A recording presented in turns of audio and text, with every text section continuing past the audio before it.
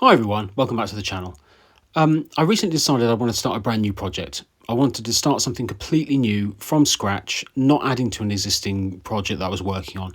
I kind of recently fallen out of love with painting, maybe for the last sort of 6 months, and I just needed something to get me back into it and get me enthused again. And I decided to go with these guys, which is the Genestealer Colts. So I've painted up these first 10 as a test, just to make sure I knew exactly what I was doing. I had an idea in my head of what I wanted, and I did a load of other different schemes, but this is kind of the final result. It was really important when I was coming up with the scheme to try and work out a way of balancing speed and efficiency with the end result. I wanted to be genuinely happy with this collection when it was done. This is going to be an army. It's not just going to be a handful of miniatures. It had to be a big cohesive force and something that would look a bit special on the table when it was done. So it's very important that I could do this quickly and efficiently, but I also didn't want to go down the route of sort of speed painting. I wanted to be able to get it done relatively quickly, but have the end result look how I wanted it to look without feeling like it was rushed. And it was also very important that I kept momentum on this. I didn't want to kind of lose interest. So I've tried to make sure that with the scheme that I avoided any bits that I don't really enjoy.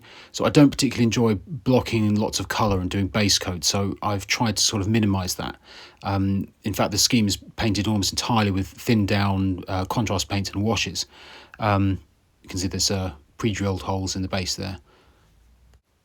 That'll be ready for pinning him to the base later, which is something else I'm going to be going over in the video, because I've decided the other thing I wanted to do is to build bases for every single miniature. Rather than going down resin or just putting texture paint on, I wanted to make industrial bases for every single one, which again is another little project on top of this, but it's I'm very happy with how they've come out so far. So everything I've done up to this point in the video is just really just prime them black and then give them a zenithal highlight from above using Corax white through an airbrush. You don't need an airbrush though to do anything in this video. You can easily do that bit with a spray can. The rest of it's just done with normal brushes. So I did a few tests on this to work out exactly the colours I wanted, and I really had it in my head that I wanted to do yellow. I've not really painted much yellow up to this point, but I couldn't get it to work, and I just decided I was going to go with orange instead, because I do genuinely like this colour. I actually use this, this is Gryph-hound orange that I'm blocking in the main clothing with. I use this as one of the main colours on my Tyranid army as well, so it kind of felt quite fitting to use it on these guys. And in keeping with the idea of wanting to keep things efficient and quick, and also avoid the bits that I don't enjoy, mainly like the base coating, a lot of this scheme is already painted already by doing that white, which is going to be the main base coat for the armor and for the skin and for the clothing that he's wearing as well. It's really just the arms and legs are then painted in with this orange, and then everything is going to be washed afterwards. So there will be more colour added, but I don't have to sit there meticulously base coating everything because it's already been done. So yeah, sort of steps like this are sort of about keeping the balance between efficiency and speed and the end result as well. I didn't want them to feel rushed. I didn't want to kind of just fire through things as quickly as possible. But again, I couldn't sit there forever just having to base coat every single little piece and all the little details. So I was trying to work out a way that I could just do all of that in one hit and then add to it afterwards. And I also really enjoy using contrast paints and washes and things like that. And I think on these models, it works perfectly. There's a lot of detail and a lot of different textures and things. And these sort of paints just work really well for this. And that variety and all the textures and the different things on the model as well is partly the reason why I went with them. I had a real desire to kind of do a Sisters of Battle army, but just decided that there wasn't enough variation that was going to keep me interested. I felt I would probably get bored after a while. Whereas these, across the whole army, there are so many different materials and skin tones and all that sort of thing to work on that I just think it would keep me interested. And also, I don't think the Genestealer Colts get the love they deserve. These are genuinely some of the best models that Games Workshop make, and nobody seems to buy them. I'm not entirely sure why. Maybe because they're quite hard to play, I guess, maybe on the table. I don't know, but I really like them. I think this kit may be one of my favourites that I've used up to this point. There is so much variety in it, and there's so many things that you can add to them. So many different options, so many different weapons. I've managed to actually build about 40 of them, I think, at this point. I don't think I've got any of them that are duplicates. They've all managed to got different weapons and different arms, different heads. So yeah, they work really well as a nice big collection. And yeah, if you've watched a few of my videos already, you may have noticed that this is slightly different. I normally sit and write a script. I decided this time I just wanted to kind of just talk over the video and just give my thoughts on what I was working on at the time. So I hope that it's working okay, and I hope that you're enjoying it. So you can see that Gryph-hound orange contrast is sort of already doing its job. It's just straight from the bottle. I've not thinned that in any way. It's just gone straight on over the top of the white, and you can see you've got the nice contrast between the light and the dark. So this next step is using a 50-50 mix of Black Templar, which is another contrast paint, with contrast medium to thin it down, so it acts more like a wash. And I'm just using that to basically base coat the boots and putting it into that sort of webbing that's on them, which I read as kind of like being made out of rubber rather than armour. So those kind of those sort of ridged bits that are on his front, on his back there. And I've also used that to base coat all the weapons as well, and any sort of tubes and the chains, all of that sort of stuff as well. And contrast paint doing its job, it just goes into all the recesses. It stays off the raised bits, so it's sort of automatically doing the highlights. None of these bits that this main bit of the clothing, like I said, these kind of rubbery looking ridged bits, that they're going to be done after this step. They're not going to have any more added to them. And again, this is just going back to the idea of keeping them efficient and quick, and that way I can concentrate more on the areas that are more important, like the weapons and the skin and things like that. Because this is really just army painting. I need to get this done relatively quickly and efficiently, so there's no point in spending time on things that aren't as important. Maybe not on these guys anyway, because they're just going to be the infantry. I'm going to have to paint maybe, potentially 100 of these.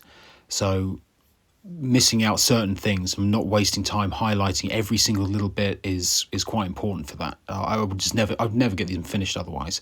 But I've made the decision maybe to kind of add more into the characters and things like that instead, and just be able to spend a bit more time on those individuals. This way I'll actually be able to rattle through these quite quickly. But again, need to stress it's not speed painting. This still took me about a week to get through this first 10. But yeah, I genuinely am enjoying it. It didn't feel stressful in any way. I didn't feel like I was sort of never gonna get it done.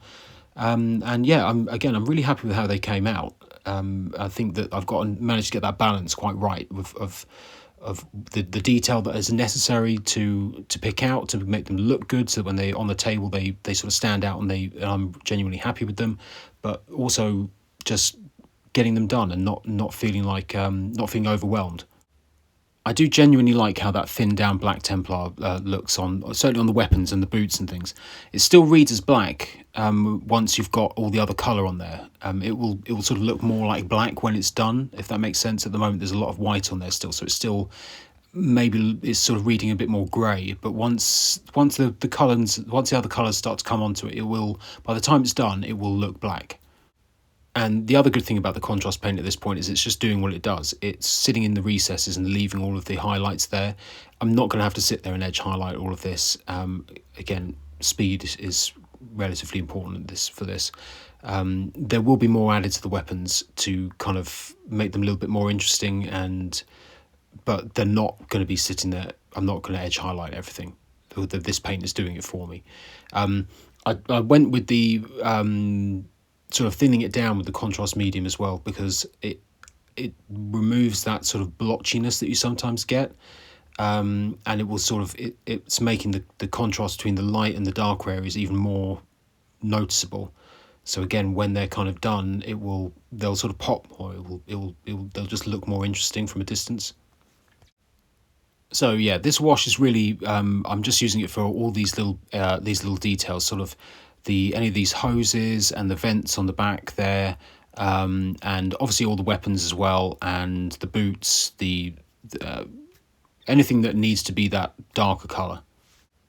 And obviously the other main benefit of this is that it's fast. It's much easier to do, to get it done quickly.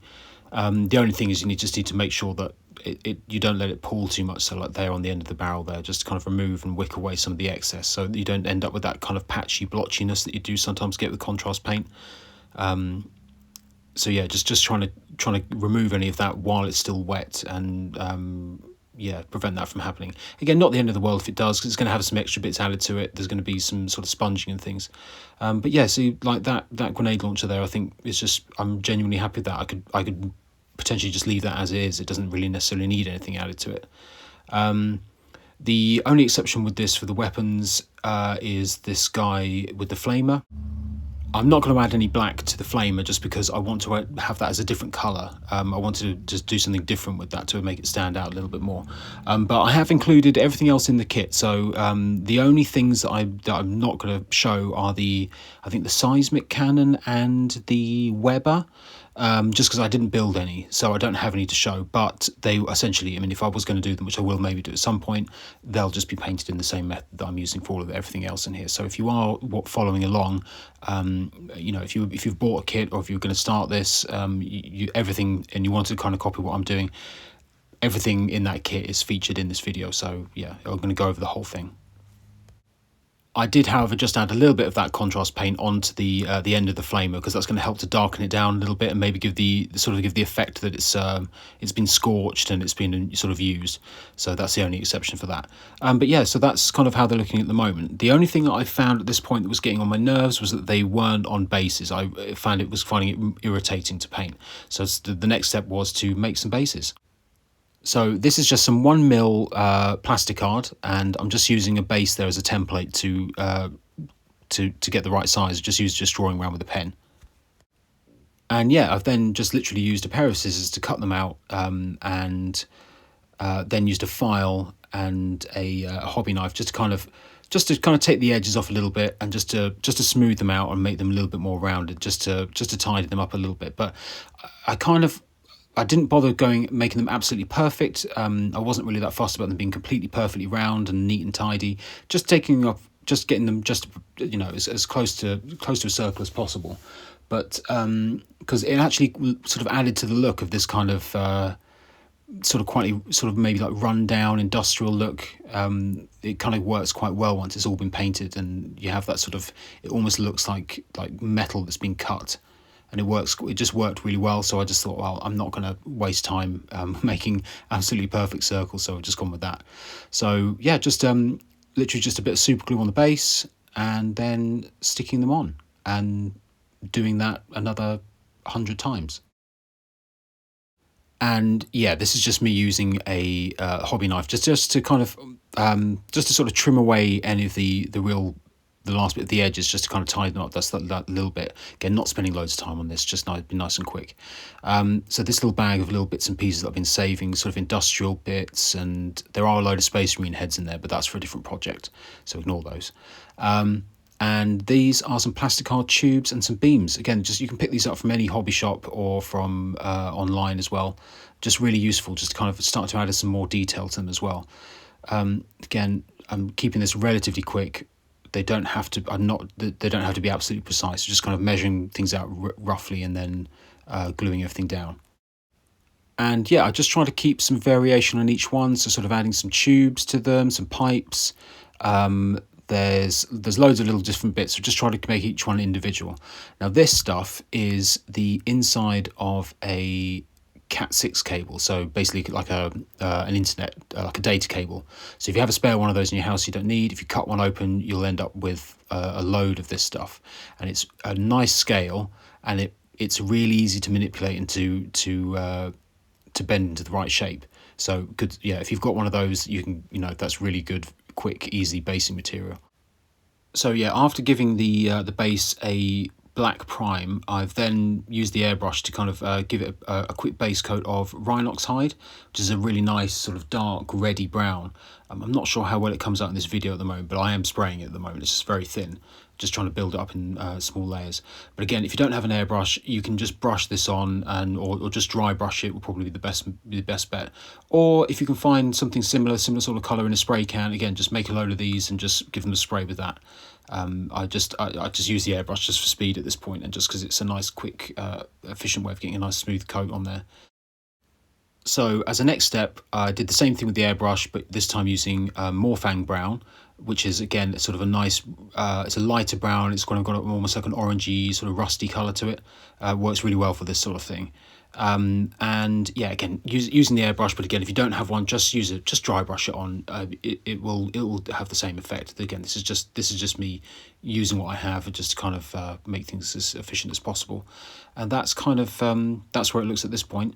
So the next step would be just to use a sponge and to add some Incubi Darkness, which is a nice contrasting colour to the kind of orangey browns. It's a really sort of dark bluey green. Again, this is just really just to break that brown up and add some more interest to it. And it just makes it just kind of adds to that sort of industrial metal look as well. And I've just sort of gone in again with the brush afterwards to kind of add some more texture to it and a little bit of extra detail. So as a next step, I've just given a quick, very light dry brush with some lead belcher, just to kind of add some metal, some metallic to it, just to give it a bit of an edge highlight and have a bit of shine, and just to kind of make it look like it's sort of scratched up used metal. But I've not been too heavy with that. Just it's very light. It's only a little bit. I don't want kind of real sort of shiny metallics. I want these to look sort of like brown old metal.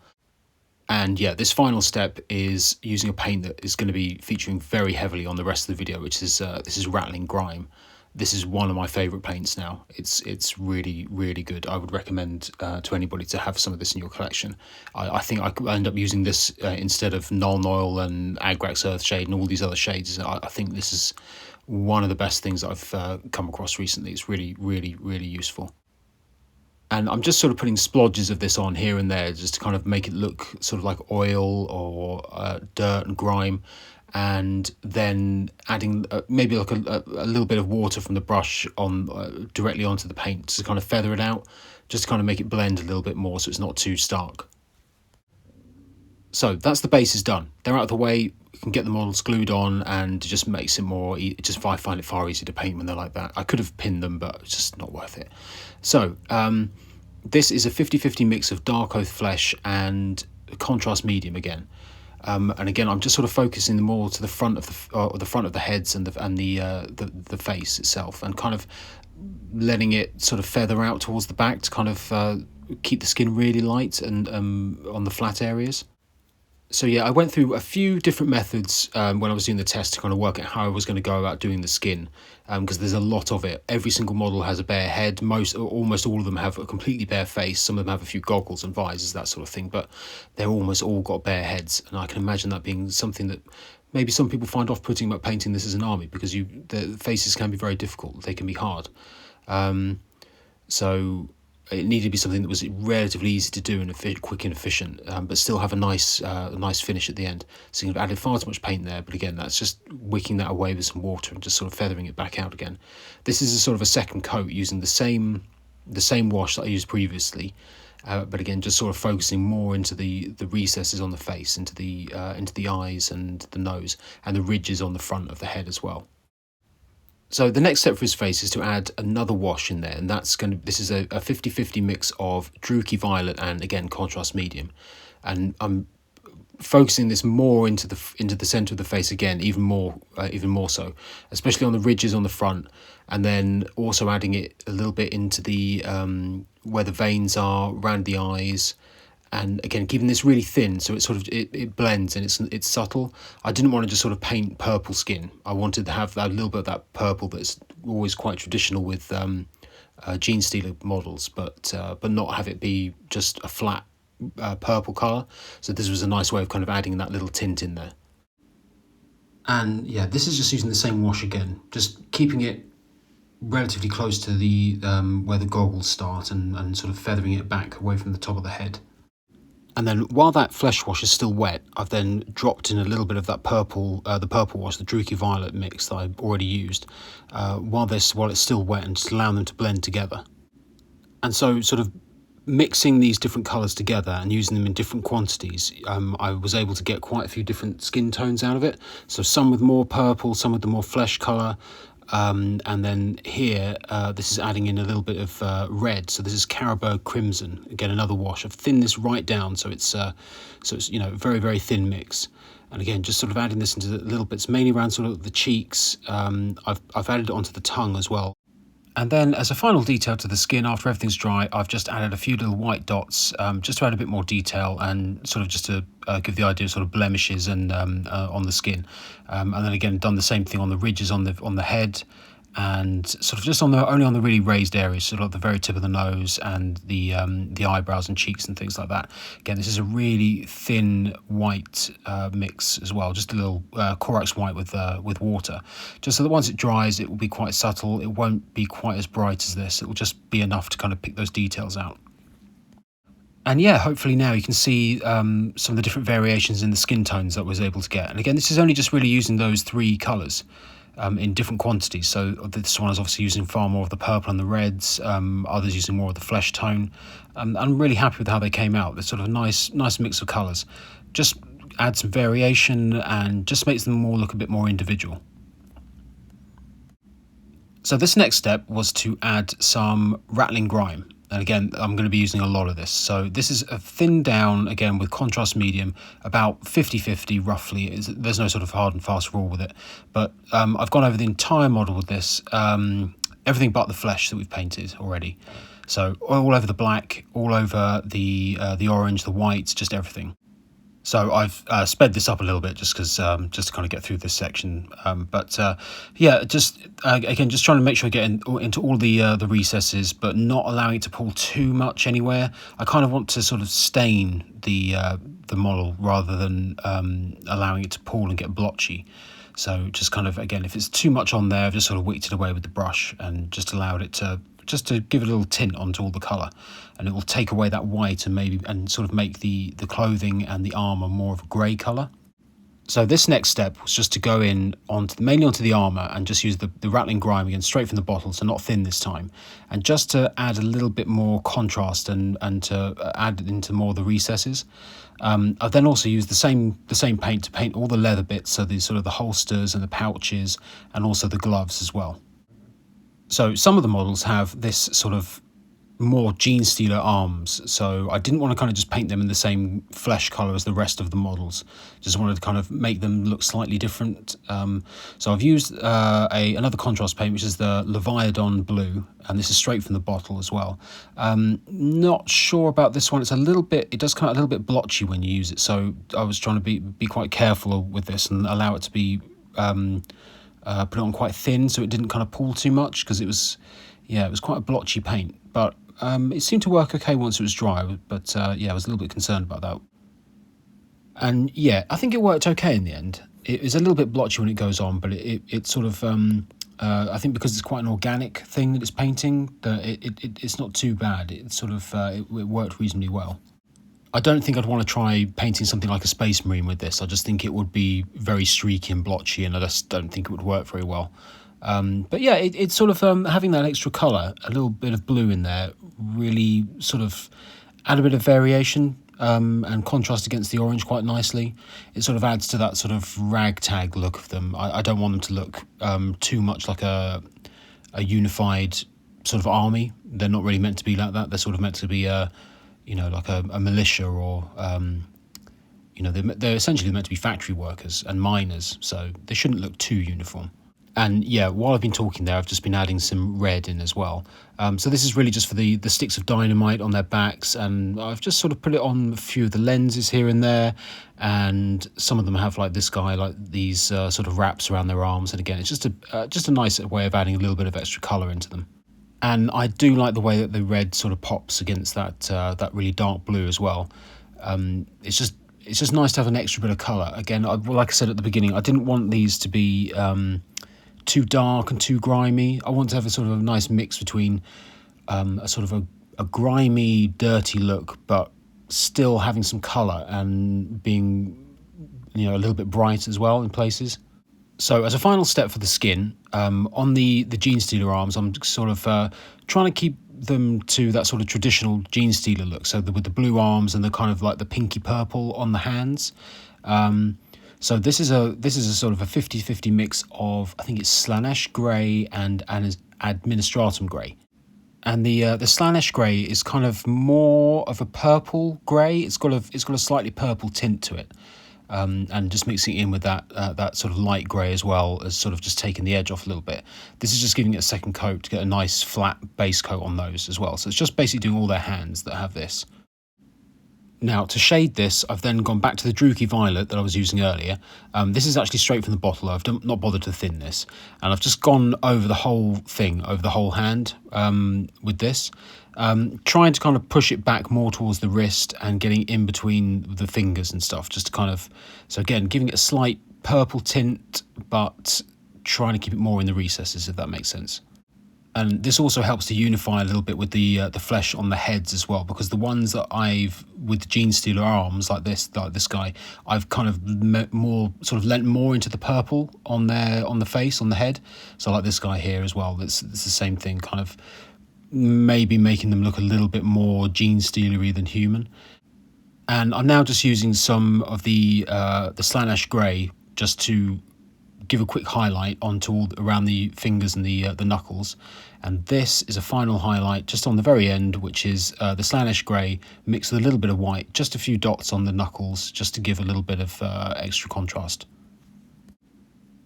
I'm now using Abaddon Black, rather than using a contrast paint, just using more of a standard base paint, just because a little bit more control over that, and just using that to just to pick out all of the sort of any like wires and tubes and things. There are quite a few on them. They seem to have them running around under their backs, under their arms, or some of them have little tubes around their heads and their noses and things. There's just a few wires here dotted around. So I've gone over that with black, and then given them all a very quick, just a single line highlight with Dark Reaper as well. So rather than doing any edge highlighting on the armour, I'm going to use a bit of sponge just to add some chipping instead, just to help pick out the edges and to add some sort of weathering and some damage to them, make them sort of look worn and used. So this is just Rhinox hide being applied with a sponge, mainly just onto the very edges. And once that was done, I then went back in with a brush just to do the same thing again. Just literally just tapping the brush on the edges, just to kind of, just to add some weathering onto it. So just to finish that chipping and that weathering off, I've done the same process again, but this time going back to the Corax white that the armour was originally painted in. I've tried maybe to be a little bit more sparing with this. This does look a lot brighter than it will do once it's dry as well. This is quite thinned down, so it will be a little bit more subtle than this once dried. But again, if you did put too much on, you can always just go back over it with a little bit more of that rattling grime wash just to kind of tone it down a little bit. But this is it's far quicker to do this than it is to sit and edge highlight everything. It still allows to pick out the detail, but just also gives some character as well. It makes it look weathered, it makes it look worn. This is not supposed to be nice, fresh, new armour. It's all meant to be battered and used. And again, it literally just takes a few minutes on each one. It really doesn't take very long, so you can go through them relatively quickly. I'm now just using the same white, just to give a quick edge highlight to the very bottom of the clothes as well, just to help pick those out. But again, only very select areas. I'm not going over the whole thing. I'm not spending hours on this. This is just a few minutes on each one. It really doesn't take very long.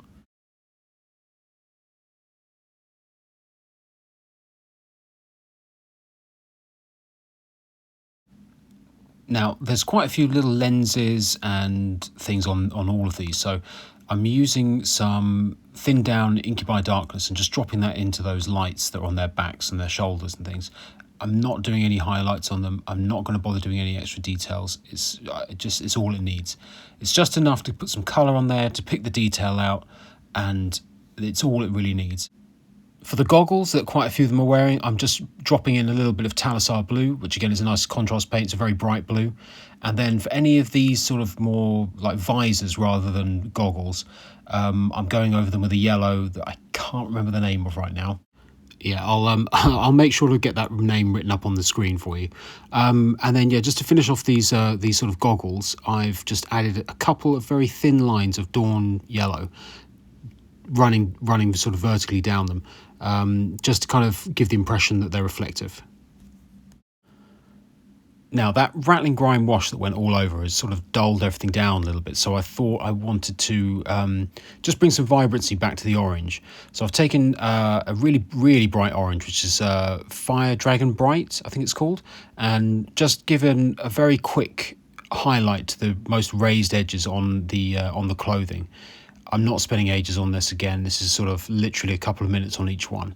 It's just enough to kind of bring some of that brightness back to the orange. And as that orange is quite a prominent colour on all of them, I thought it was quite important just to bring that back up a little bit and just to make it a little bit stand out more.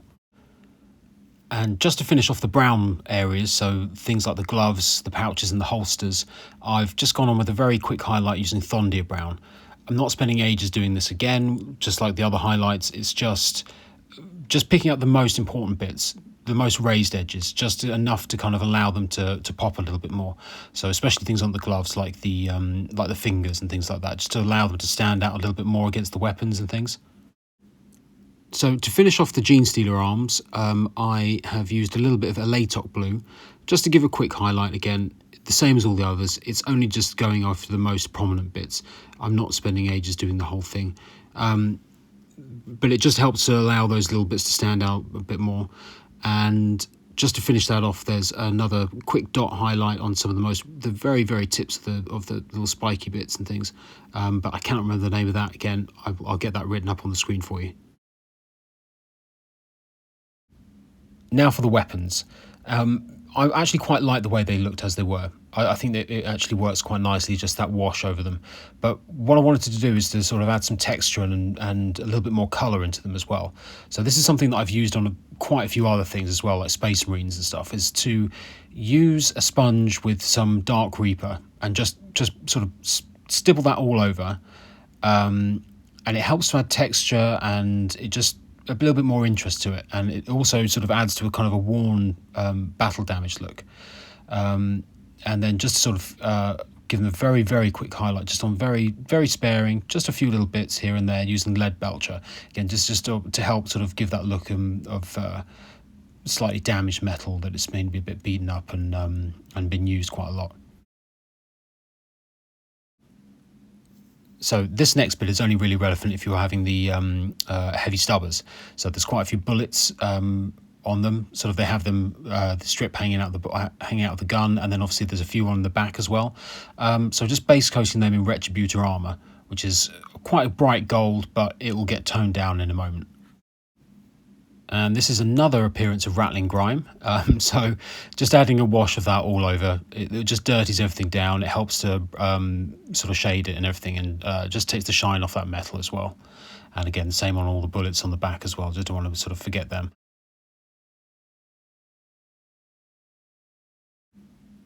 So as a couple of final steps on the gun casings, I've just put a little bit of thin down, very, very thin down rattling grime on there. Again, just for a little bit more colour. And to finish them off, this is Scrag Brown, which is sort of a really nice rusty orange brown. This is very, very, very heavily thinned with water.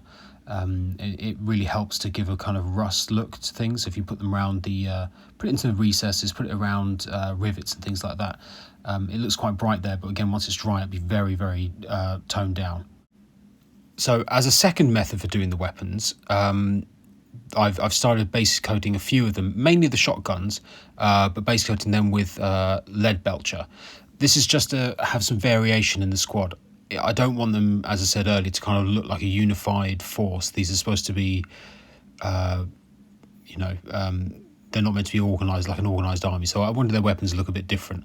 So I've base coated them with lead belcher, and at the same time also picked out all the other little metal details, mainly sort of grenades and belt buckles and things like that.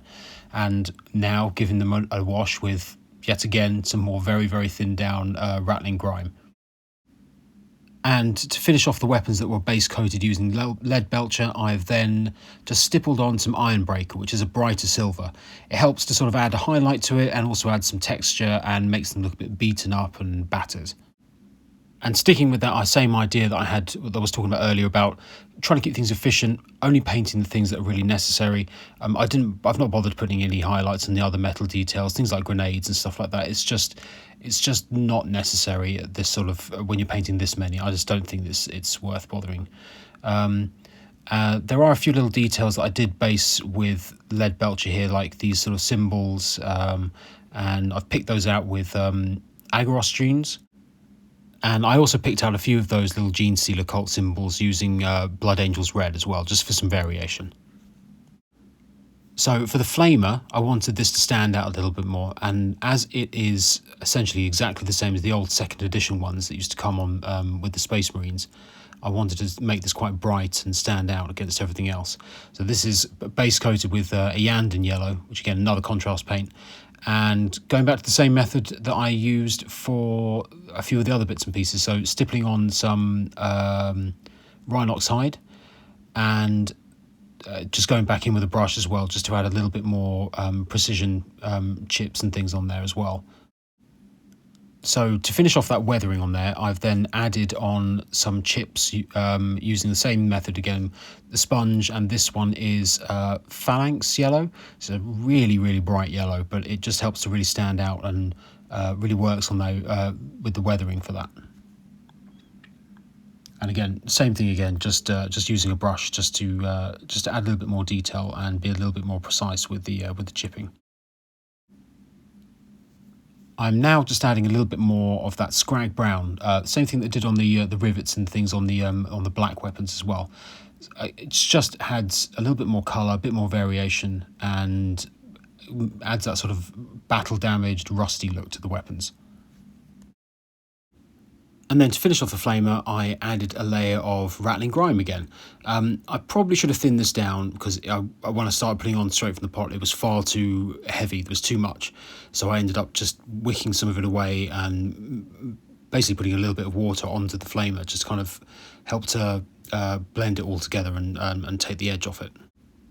And yeah, I think it came out quite nicely actually. It has a nice sort of dirty industrial look to it. And in fact, that yellow is probably where I'm going to go with the vehicles for the army as well. So there'll be another video hopefully at some point going over that. And then the last bit of the kit that I hadn't really touched on yet is the icon bearer. So these bony bits have just got a very quick coat using Agros dunes, just trying to pull that more down towards the very bottom of them as well, just to kind of help to give it some natural shading. And then I've base coated the icon using Incubi Darkness. I do really like this colour. It's actually what I use to paint my Space Marines with, and I thought this would be actually quite a really nice contrast to the orange, so it made sense to kind of use this on the icon. So I've just blocked in the little sort of trinkets and details that are hanging off the chains, just using some reds and some blues. I'm going to try and make each one slightly different, just to make them stand out from each other. And then the wrap round here that he's holding on with his hand, that is Skeleton Horde. Again, just another different brown colour really, just to kind of give it a little bit more variation. And then some more stippling using Rhinox hide, just to want to sort of break up the colour a bit and add some chipping and some battle damage as well to it. I don't want this to look too perfect. It has to look sort of grungy and beaten up. And then the same again using Stegodon Scale Green, which is really more of a blue colour, but it just to add some more chipping and everything to it as well. And it helps to add some texture and just some variation in the colour. And the final stage of the chipping, just the same again, but using lead belcher. I've been quite sparing with this because I don't want to have real sort of shiny metallics all over it. Just enough to kind of make it look like it's chipped back down to the metal. And just painting in the main banner pole using lead belcher as well. And the same again using lead belcher just to block out all the chains as well. And yeah, then I've given the whole thing a very quick thin coat of rattling grime again. It really does help to kind of just tone that metal down a little bit and just make everything look a bit sort of dirty and grungy. And this is the final result once it was all done and completed, and base rims painted black and all done.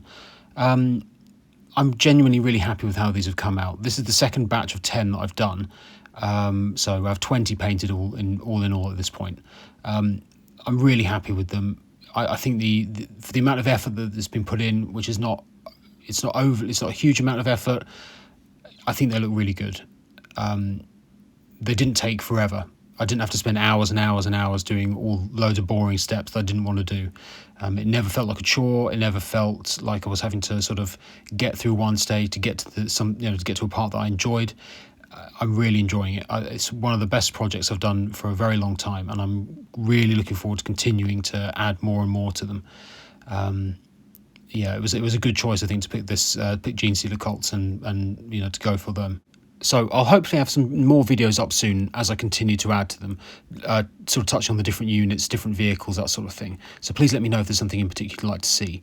And also just please, in the comments, let me know what you think. I'd love to hear, get some feedback and see what people's opinions are. And yeah, thank you so much for all the support, and thank you so much for watching, and I will see you all soon.